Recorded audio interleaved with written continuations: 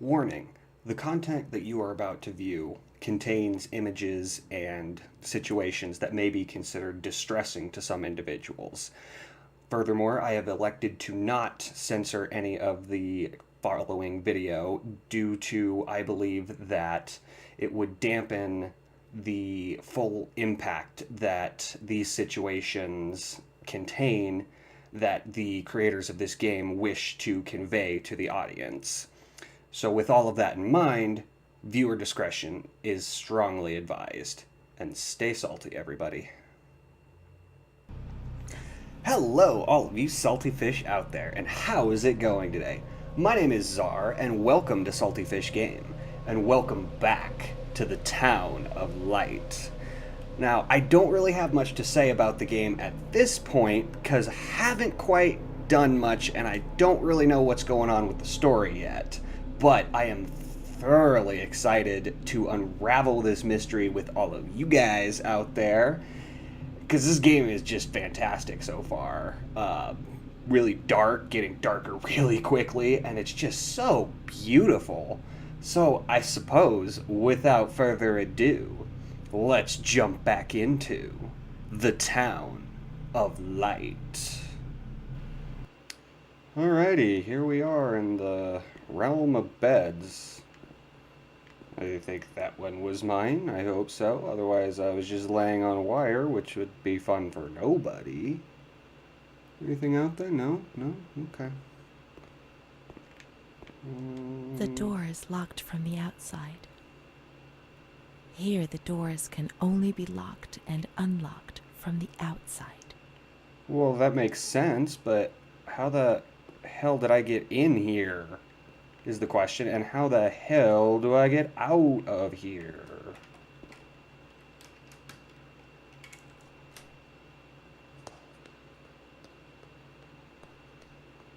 Who the hell did that? I thought I was the only one here. Oh. Patient Renee T is transferred for... Oh, that's me. From temporary asylum in the observation rooms to the quiet ward. Okay, but who opened this door? And why? And no thank you. Oh man, there's a ghosty running around here, and hopefully they're my friend. Where am I now? Okay, so I'm by the nurse's room, apparently. Whoa, that always very dark, so let's see what's over here. Oh, no. Oh, it's Charlotte. Hi. Did you open the door for me? I'm very thankful. Are you going to be my friend, or are you going to try to murder me? Let's hope it's the friend thing. Whoa. Oh, boy. Okay, so we're back into a memory. I'm glad everybody's clothed now. Oh, okay, so I can walk. I'm glad everybody's clothed. That's very good. Oh, you... no, thank you. Gonna keep moseying and... No.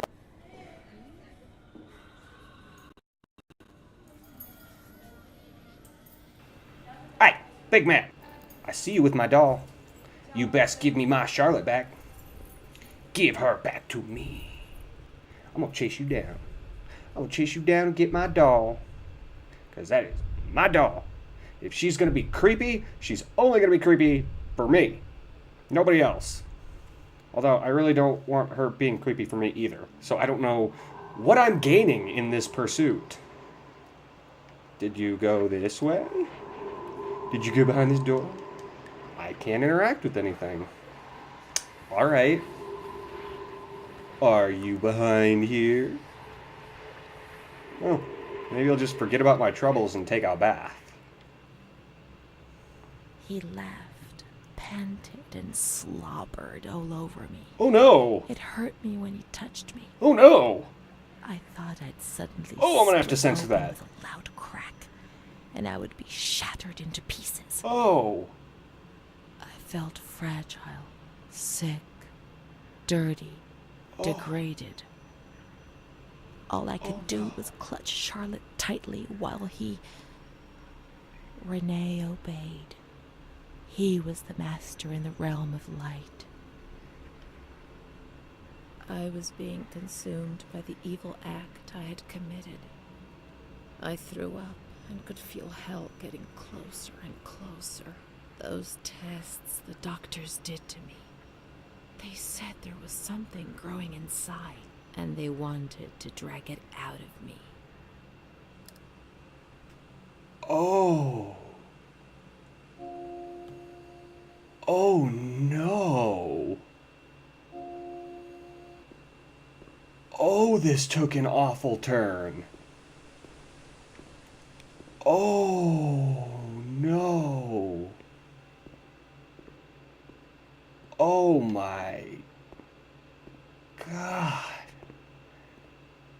She was more than abused in this facility. Oh man. That just got really real. That is not okay in the slightest. Oh, now I understand the disclaimer at the beginning. Seeking medical help. Oh, wow. Dear Mr. Director, the present letter is recommended to your precious attention. Ms. Irene K. admitted to your institute last 12th of April. Sure of your special attention to the unfortunate woman, our dear friend, I beg you to provide her every need. The family will satisfy every expense. For any concerns, please contact Manager Attilio D, who will personally come visit. Sincerely yours, Cardinal G. Oh, man. I don't know if I want to find out the rest of this story. Oh. Oh, Charlotte's gone. I'm feeling like Charlotte is my only comfort, and there is a lot more I should be afraid of here.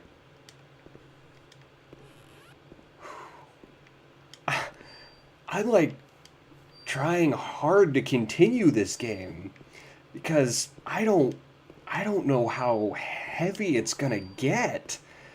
I mean, that's real. That is awful and should never happen to anyone. Oh boy. Dear Director, I have been working at this institution for 5 years now. I am a simple person, I am not educated, and I feel embarrassed about writing to you. I always try to look on the bright side, but sometimes we are called upon to do difficult things. That's our duty, and I well understand and accept it. There's no alternative. However, I have decided to write to you because something is happening which is simply unacceptable. I am well aware that there is someone among us who devotes too much attention to the younger female patients who are confused. Huh, you don't say. Big man, huh?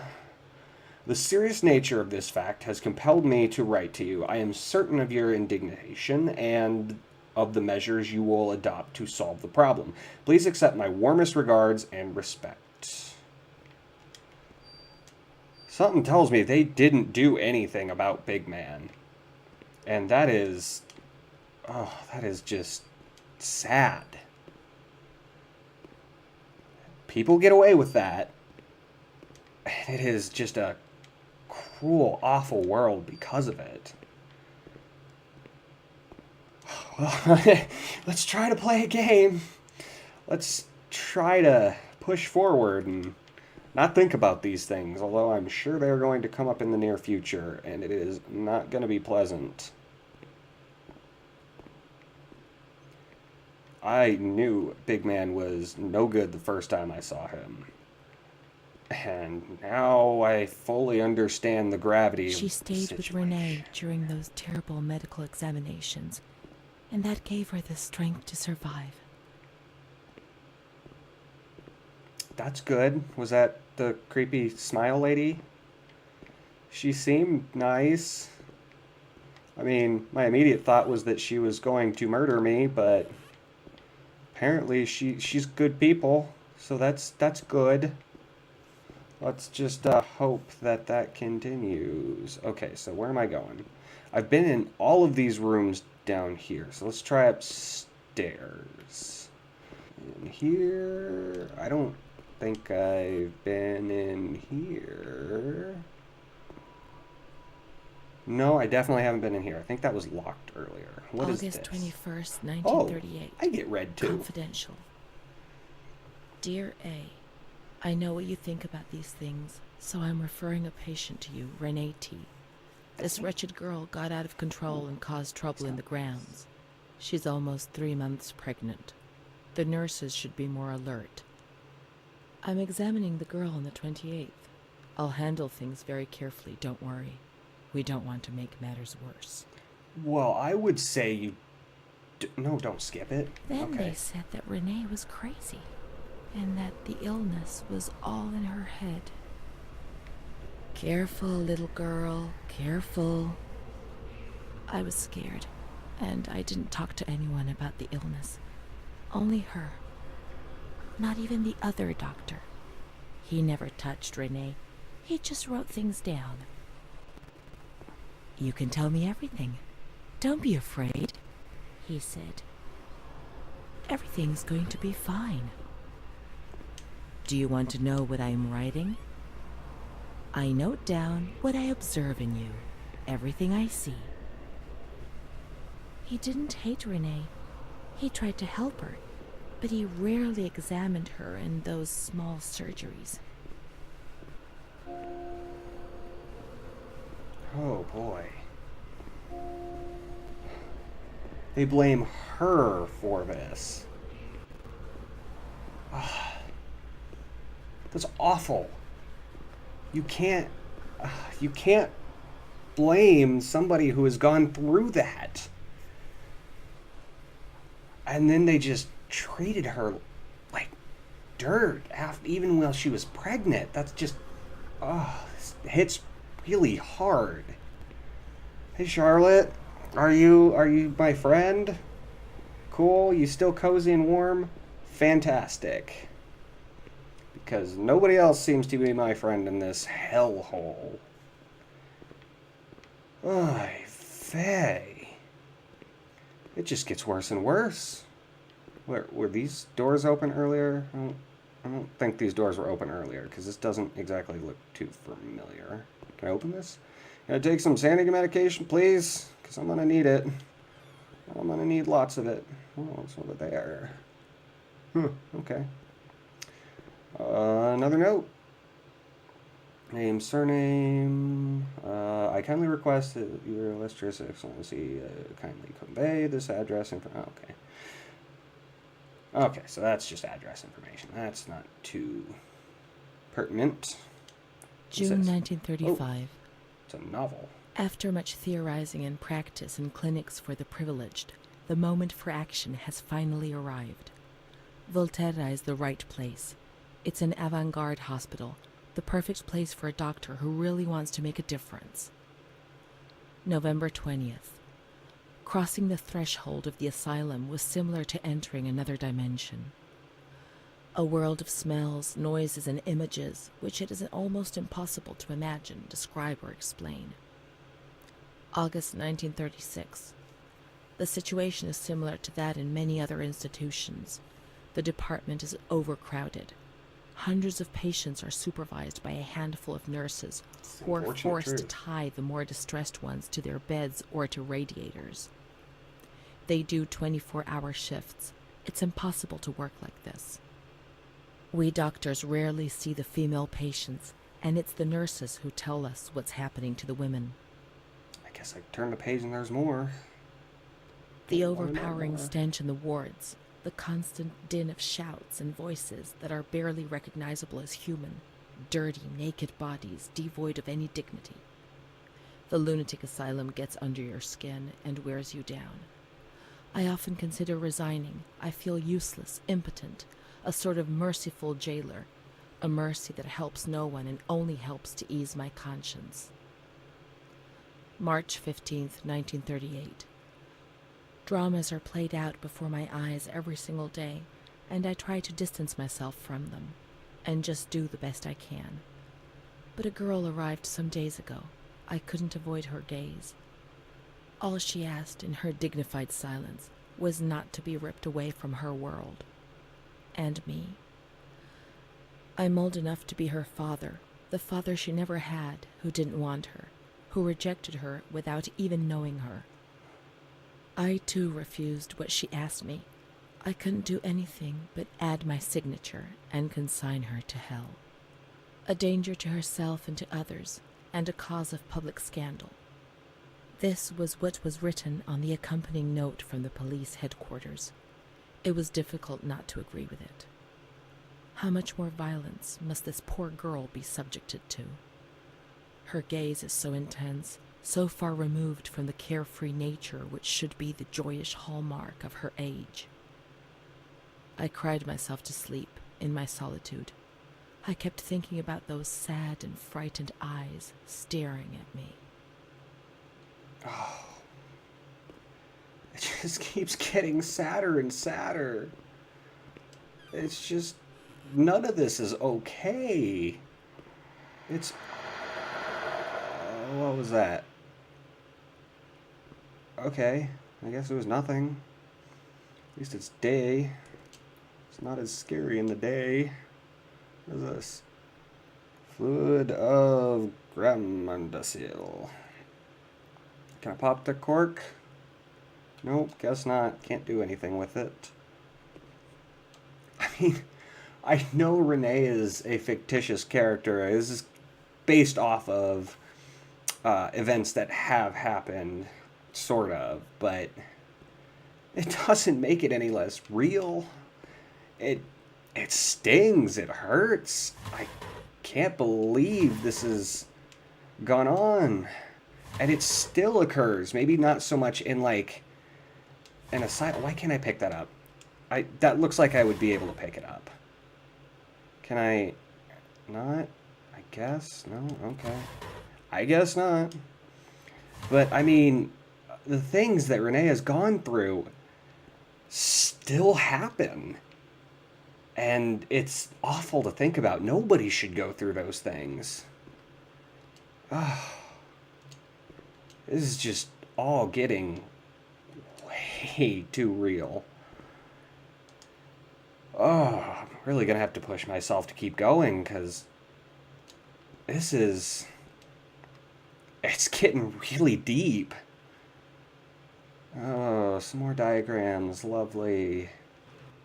Alright, after the medical book, let's see what this has. Oh, turns March for me. 12th, 1938. And I get read to again. Renee T., 16 years old. That's me. Menstruation at age 12. Housewife. Father unknown. Mother a seamstress. Admitted in observation yesterday morning from Pontedera, accompanied by a police officer authorized by the examining magistrate of the Court of Pisa to be admitted for a psychiatric evaluation, which I have carried out. Medical certificate. Mental illness preceded by warning signs. Has suffered from depression for a year, believing she had tuberculosis. Food deprivation. That's not good. We can't read this document. It is forbidden. We mustn't. If they find out, there will be trouble. Who's they? Because I thought I was the only one here, and Charlotte was the one looking out for me opening doors. I guess I have choices too. So it talks about Renee, it talks about you, so we have to read it. Don't be scared, nothing will happen to you. That's true, we should not read it. Talks about Renee. We gotta read this thing, right? Do we want Have you it? ever wondered who you are? Yes, of course you've wondered.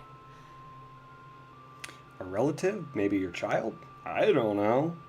It doesn't matter. I'm here for you. It doesn't matter. I'm here for you. Those Will you icons help want me to to understand? To escape this dazzling light inside me that stops me from seeing? I'll try. Of course, we'll turn off all the lights together. How can I help you if you don't want to be helped?